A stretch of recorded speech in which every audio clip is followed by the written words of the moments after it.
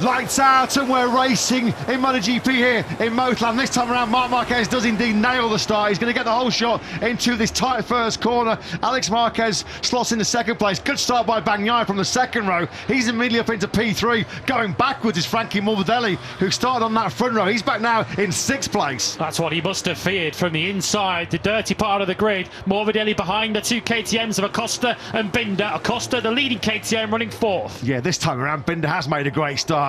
Aldeguer, who we saw super strong and aggressive on the first lap on Acosta in turn 5 yesterday, this time around his victim is Morbidelli, so Aldeguer up into fifth. Well, Bagnaia certainly got a bit of front confidence in these early stages because he was having a look at Alex Marquez there to try and take second place. So Marc Marquez from Alex Marquez. Bagnaia, though, does look a little bit more confident in these very early stages. Just listen to the reception that Marc is getting as he drops down through the reverse corkscrew for the first time. This is what his rivals would have feared.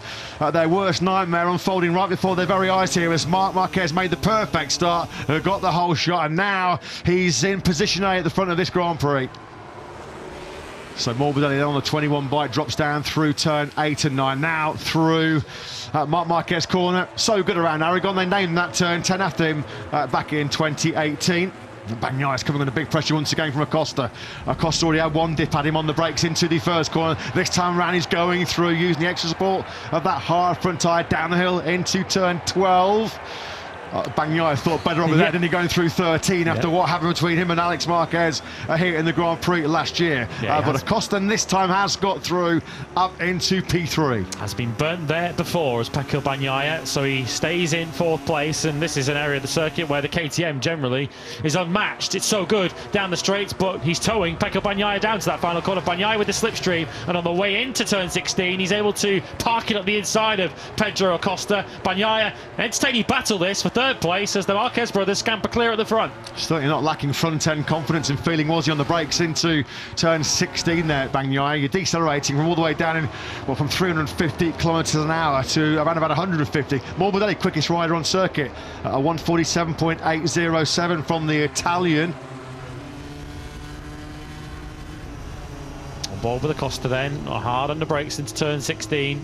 Just goes a little bit wide ever so slightly, but it's such a long corner. There's a variety of lines you can take through 16. Some give you the best run in, some give you the best run out of turn 17, and Pedro Acosta is now right on the rear tyre of Bagnaia as the other KTM is defending. So one KTM goes forwards, Acosta to third, Binder goes backwards though, back to sixth place. Second time Acosta's made a move, albeit briefly, on Bagnaia into the first corner, and once again, just like happened on the previous occasion, he just runs in that little bit too hot, and Bagnaia is just able to stick to his normal line and sees that P3 straight back. What a shot that was on board with Acosta coming out of turn 17. Almost reach out and touch, couldn't he, the rear tyre of Bagnaia. Good fight as well, this, isn't it, raging between Binder and Morbidelli. That scrap might actually bring back into contention the likes of Aldeguer and the Gian Antonio. The gap between the two Fabios, Digia and Fabio Quartararo's half a second. Jan Mears picked off Miller to get himself up into 10th place. A bit of retribution there, I'm sure, from Mir on Miller from yesterday.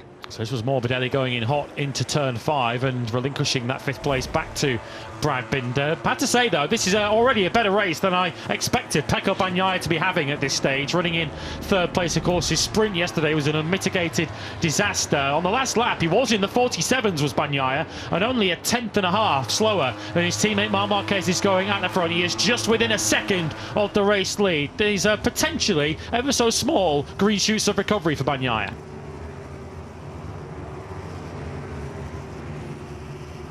This is the tail end of the top 10 with Mir, Quartararo and Viñales battling for that 8th place, and Viñales once again showing the pace that he's got. He was also setting personal best last time around, which has brought him right onto the tail of Quartararo and Mir.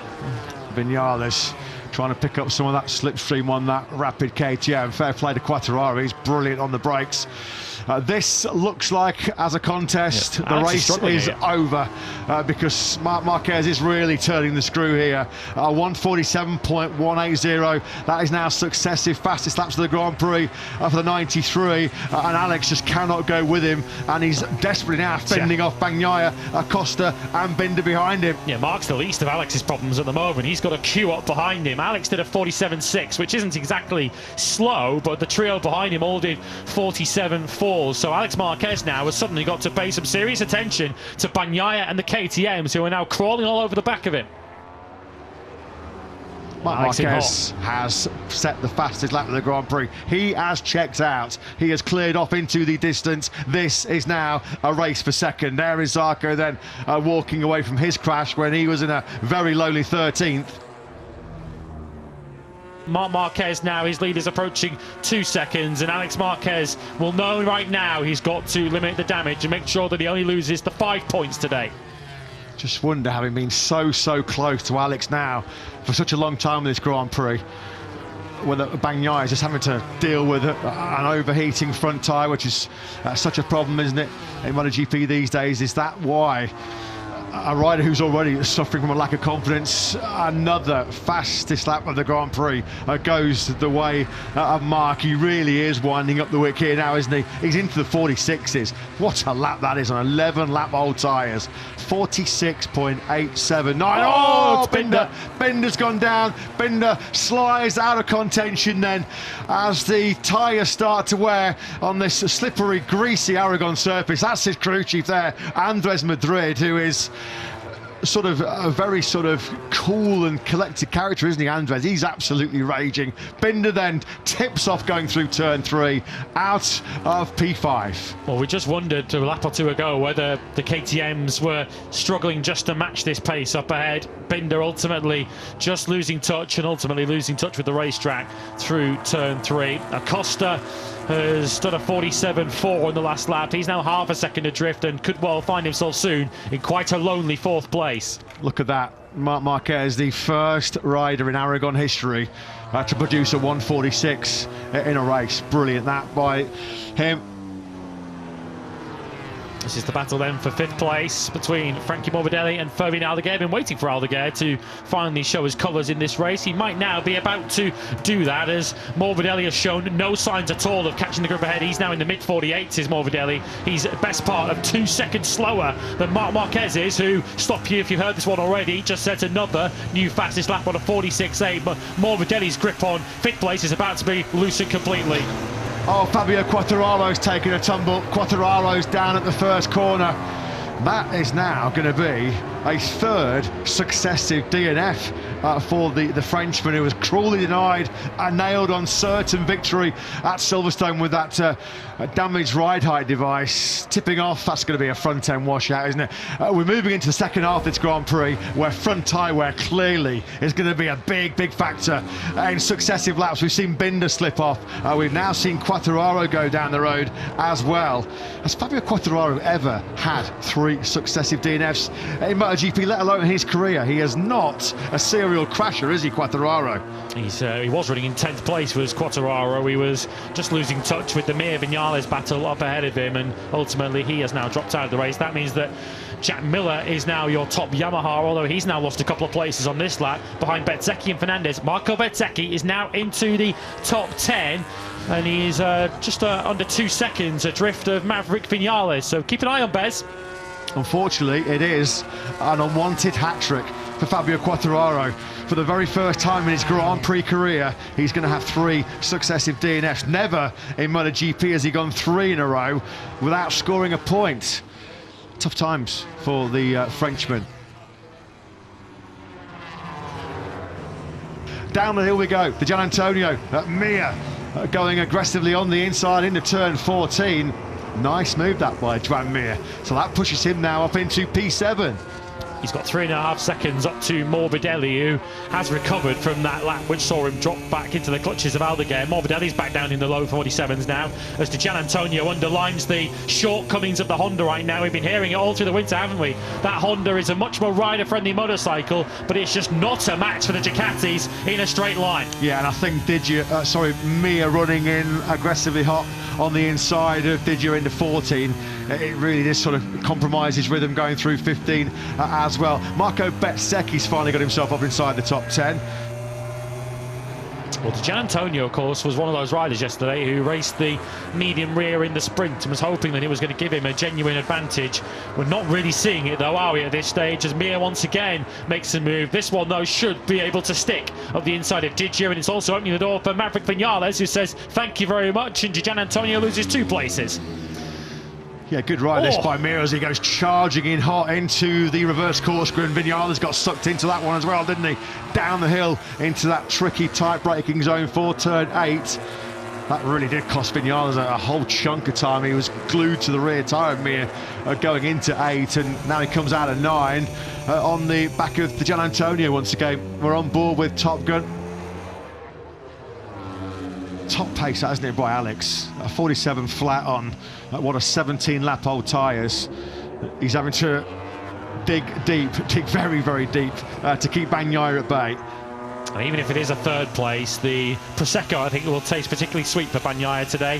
If he can get himself on the podium, he has been on the podium since Jerez. Here comes Aldeguer, who just cannot break as late as Frankie Morbidelli. You can see how hard Morbidelli's pushing to try and keep the rookie at bay. That's going to be a bold move as Aldeguer attacks it to turn 13 and he catches Morbidelli out. Yeah, you know that Morbidelli was not going to give it up without an almighty fight. That Bagnaia now has slipped 0.8 of a second as Morbidelli goes on the inside of Aldeguer. They rub knees, they rub elbows. Oh, this is all happening at nearly 350 kilometres an hour. Who's going to win the game of dare on the brakes at the end of the back straight? It's Morbidelli. Is he going to run it a little bit hot though? Can Aldeguer cut to a tighter inside line? Two of the most uncompromising riders in MotoGP right now. Alex has definitely broken Bagnaia. Alex Marquez is in the 46s for the first time in this Grand Prix. He's broken now nearly a second clear out of Bagnaia, who surely now is not going to take any big risks. He's 2.5 seconds up the road from Acosta, but this is searing pace late on from Alex. This is a situation that Marc Marquez just feels in his element. He has been, of course, a serial winner, in particular at this particular circuit, Motorland, Aragon. Marc Marquez with 6 previous MotoGP wins. Of course, he had Somebody's to wait. Down. Oh, Pedro Acosta's gone down. Pedro Acosta, so the 2 factory KTMs. Oh, it's Vinales. Yeah, it's so difficult, isn't it, the Red Bull sponsorship on the helmets and the leathers. It's Maverick Vinales. Apologies to the heart rates of Pedro Acosta fans who are watching at home. Went early. Turn 12. Maverick Vinales slips down the road. Just look how quick the response was from the marshals. Brilliant work, as always, from them. So he was just trying to go late on with Mia. I tell you what, full credit to Bagnaia. He's giving everything to try and wrestle that second place away from Alex. He has just set his own personal best lap with this Grand Prix, 147 flat. The problem is, ahead of him, Alex was back in the 46s, 146.9, so I think it's going to be all too little too late as far as the 63 is concerned. So the factory KTM fans can breathe easy. Pedro Acosta is still running there in 4th place. He is 3.5 seconds ahead of this battle, which continues to rage on. And Fermin Aldeguer must have thought that this one was going to be relatively easy meat with the way he caught Frankie Morbidelli, but Morbidelli has upped his pace in the last few laps. He's back down in the low to mid 147s. Aldeguer did set a personal best last time around, but Morbidelli continues to keep the rookie at bay. Bezzecchi was in the 46s too, in 8th place. He might yet catch Joan Mir on the final lap. He took half a second out of him on the last lap. He can continue to catch at that rate. He'll be with the Honda rider on the final lap. Yeah, and Rins might be rescuing a top 10 here as well. He's had stunning late race pace as the factory Yamaha rider. He's only 1.2 seconds behind Raul Fernandez as Aldeguer charges through on Morbidelli on the brakes into turn 12. That has been coming. He's been lining up that move now for 2 or 3 laps. Frankie ain't going to take this quad line down, though, is he? He's going to try and pounce straight back into turn 15. Oh, surely they rub. They go side by side once again. Oh! Elbow to elbow, knee to knee. There was big contact there, wasn't there? They started going through the gearbox. You're going to be over 200 kilometres an hour at that point as they start charging up through the gears. Big contact between Aldeguer and Morbidelli. Look at that. A rub from Morbidelli's front tyre. And there we go. That's the knee to elbow. Second time that Morbidelli and Aldeguer have toughed it out at top speed down the back straight here. It once again though is back in the hands of Morbidelli. We said he wasn't going to take it lying down. He's a street fighter, isn't he? You have got to work very hard to beat Frankie Morbidelli. It's almost a shame we're on the final lap now, because I'd quite like to see a bit more of this battle. Marc Marquez though hasn't seen any competition on this entire weekend at Motorland Aragon. Fastest in FP1, fastest in practice, fastest in FP2, pole position, sprint win, top the warm-up, and he's half a lap away from completing the perfect weekend at home. The most dominant MotoGP weekend about to come to a conclusion in 10 years, a full decade. We have not seen one rider lead every single practice session, take pole position, lead the morning warm-up, and also take the Grand Prix and sprint victory. It has been a different level, different league right now for number 93, who is going to enjoy these moments. Just listen to the noise of the air horns go off in the background. The flares will go off very, very shortly.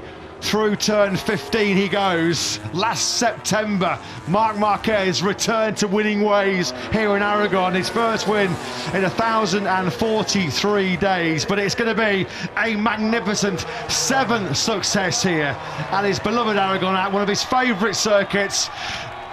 Through the final corner he goes.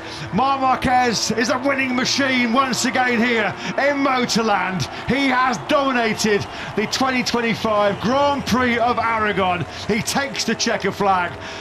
Just over 1 second clear of brother Alex, who does indeed fend off Pecco Bagnaia after a race-long duel for second place. It is once again though another Motorland masterclass by Marc Marquez. He sees his World Championship lead stretch out to 32 points, heading to Ducati's home Grand Prix in Mugello in 2 weeks' time. Chapeau, a brilliant job by Pecco Bagnaia, who has been down in the doldrums, hasn't he, for the last couple of Grand Prix, or for the most part 2025. He finishes 3rd, Acosta is 4th, Morbidelli does lead that battle home between him and Fermin Aldeguer for 5th. A 7th Aragon victory for Marc Marquez as he finishes just over a second ahead of Alex Marquez in 2nd. Francesco Bagnaia on the podium. Pedro Acosta taking a season's best P4, with Frankie Morbidelli and Fermin Aldeguer fighting over P5 in the latter stages.